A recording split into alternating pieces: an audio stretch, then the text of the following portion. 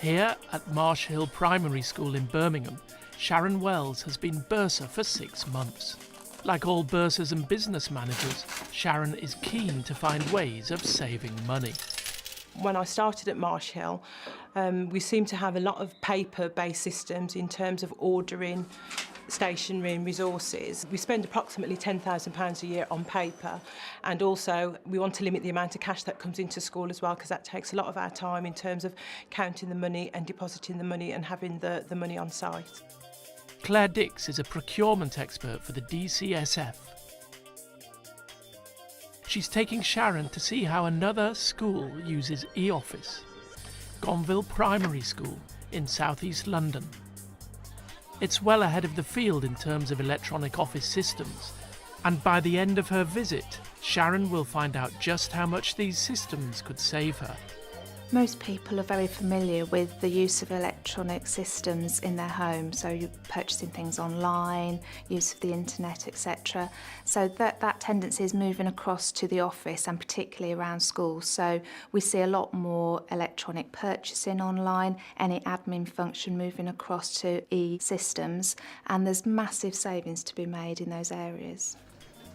Claire and Sharon first meet Cheryl Gilbert. She's the administrator at Gonville Primary. The introduction of e-office has made my life easier.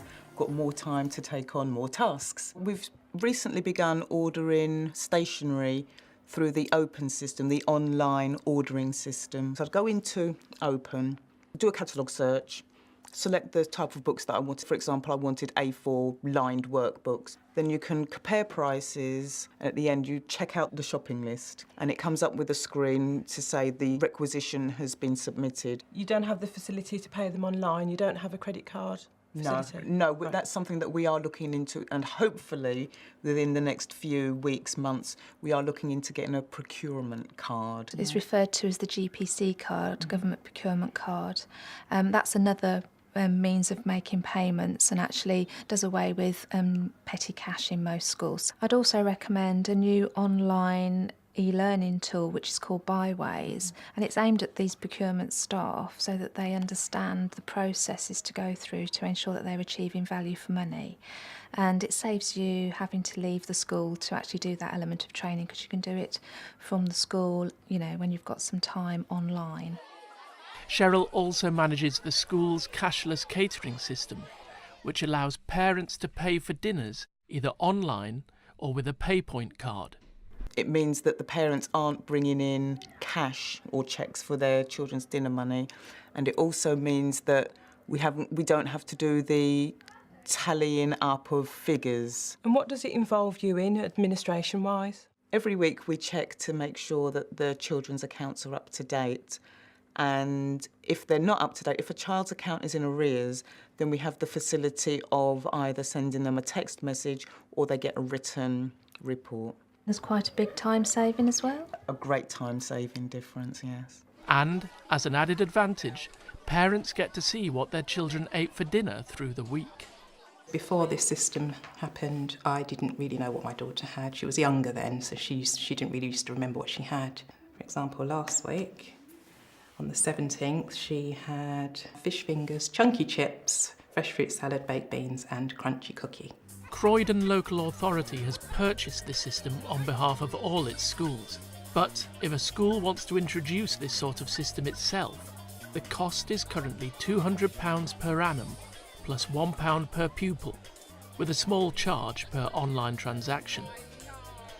Although Cheryl's school doesn't use the facility yet, the same system can be used to pay for school trips. You can see the saving already just purely on dinner money, so you both know how time consuming it is to get consent forms for going away on school trips, etc., plus bringing in the money. And this system, or a system of this nature, will work in exactly the same way. So parents would be able to consent online? Yeah. Electronic consent is as legally binding as a signature. So what do you think of it so far? Really interesting. I'm sure the systems would be really useful at our school. Well, let's go and meet the head now. OK. Head teacher Mark Ducker has driven the move towards implementation of the online systems in the office and throughout the school. Hi, very nice to meet you. Nice to meet you. In particular, he's driven the introduction of the school's MLE, Managed Learning Environment. So if you imagine the managed learning environment as our virtual building, when you go in, when you log in, the first thing you see is like your entrance hall. And in your entrance hall, you've got the messages that pertain to you. So you can see here we've got a message that's been sent from the staff room and some children's messages from their rooms. In the same way that you'd have a staff room in your physical building, we've created a staff room on our managed learning environment. And the staff room really contains much of the key information you would want all your staff to have access to. For example, we've got the school improvement plan. So if I click on there, the school improvement plan will be launched. A school calendar and a memo programme called Stickies allows everyone to interact without paper memos flying around. Everybody who has a leading role within the school, in whatever capacity, is required to develop their area on the managed learning environment. One room that's been a great success is the Site Manager's Room, created with succession planning in mind. My room on the MLE consists of everything that a person would need to come in and take over from me. All the documents, health and safety documents, risk assessments, where I get suppliers, basically everything that anyone would need to know. Before the arrival of the MLE, I had many, many files stacked up in my office, but now it's quite free. The governors too have their own room on the MLE.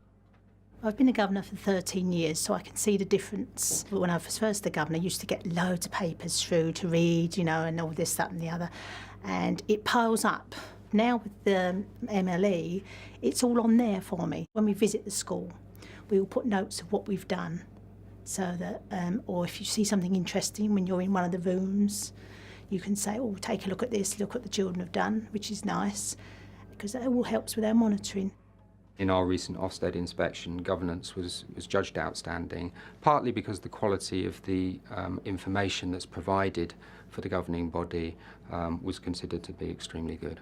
So your governors, I presume you have to sort of provide them with all this essential paperwork, which seems quite weighty. We spend time photocopying all the information, then we've got to get it out to them, so there's a cost implication with that. All in all, it's time consuming and costly for everybody. Which one is the least used material in the Great Wall of China? Another paperless innovation at Gonville Primary is that all homework is set, completed and marked online.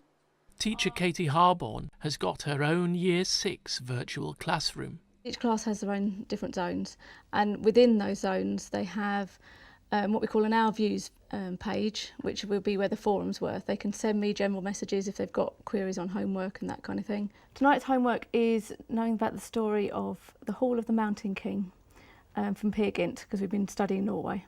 And I've set the homework, so they go to a hand-in folder, which is a specific folder, so they can open up that document, they can answer whatever the questions are, then they can upload it to here. And through that I can then mark it and give it a grade. Katie can also assess and monitor her class online. Using the classroom monitor means that every teacher, when they get a new class, can see where the difficulties are with their class. Everybody agreed? If homework is done online, do all pupils have access to the internet from home? We did a survey before we rolled it out to pupils. It was running about 85% of pupils' families do have home access to the internet. So during playtimes, lunchtimes, children who don't have access have additional access. We open the suite in the morning, is available after school. We even opened it on Sunday mornings to be available to children, just to give them the opportunities to access it. Since we've embarked on this journey, it's now gone up to about 90%. Right. So I think parents are beginning to understand that if they're able to, they will try and get internet home access. So what's the cost of the MLE?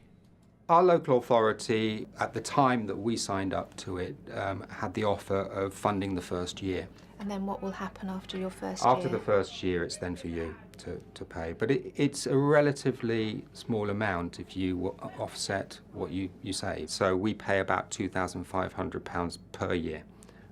But the savings that are gained from the managed learning environment are many, many times that. There are more potential savings in moving recruitment online. Although Gonville Primary doesn't use e-recruitment yet, it's simple to do. The DCSF have introduced the Schools Recruitment Service, which is an online system where the teacher can actually put their own CV online, but at the same time the school can actually put their advert online as well. So that whole process is managed in the same place. That sounds as if that would be something that we would definitely be interested in, because of the time that we have to spend in terms of collating information to be sent out to potential applicants. With all the online systems in place at Gonville Primary, what has the school saved in terms of time and money? It is hard to quantify, but I would certainly say it was in the tens of thousands of pounds that we've saved through all the e-systems that we use to improve efficiency. That's an amazing figure. And that money saved has been put to good use. One of the things we've been able to fund has been the development of our early years centre. So this was a junior class, so we knocked out the end wall and extended outwards, and we've created a really spacious reception class and a similar sized one next door. So knowing what eOffice has done for Gonville School, what could it do for Marsh Hill Primary? Claire's been working out the figures. Starting from the top, on ordering on the e-procurement system, figures show that you could save around 5%. On a budget of your school size, we're looking at around a spend of about 240,000. Now 5%, if it all went through, that would be about 12,000. Right, okay. But if we went for a conservative estimate, just looked at, say, half, that's a figure of, say, £6,000. Next, cashless catering. Croydon Authority are saying that there's an efficiency of about £5,000 per school by utilising this cashless catering system. So that's another £5,000 saved. And then when we looked at most of the systems across the school, the main saving that we found was on paper, because it's moving away from being a paper office and being a paperless office. Your figures show that you're spending about £10,000 on paper in a year, whereas this school is spending around 1 and 2. So there's a massive difference in just that already. So there's about an £8,000 saving possibly. And then e-recruitment, we talked about that too. That could save anything between, depending on the size of your school, between £2,000 and £10,000. So let's go for a conservative estimate and say a smaller school is £2,000. That's on your advertising cost. So that's a grand total of £21,000 per year. That would be amazing. That would be absolutely amazing. I think, yeah, this is something that would be really, really useful for our school, and we're definitely interested in taking it forward. But at the end of the day, implementing e-office systems is not just about saving money. I think it's the increased productivity as well within the school, that teachers and staff are able to direct their focus on those things that really matter and make a difference to children's learning. And as a result, standards within the school have risen.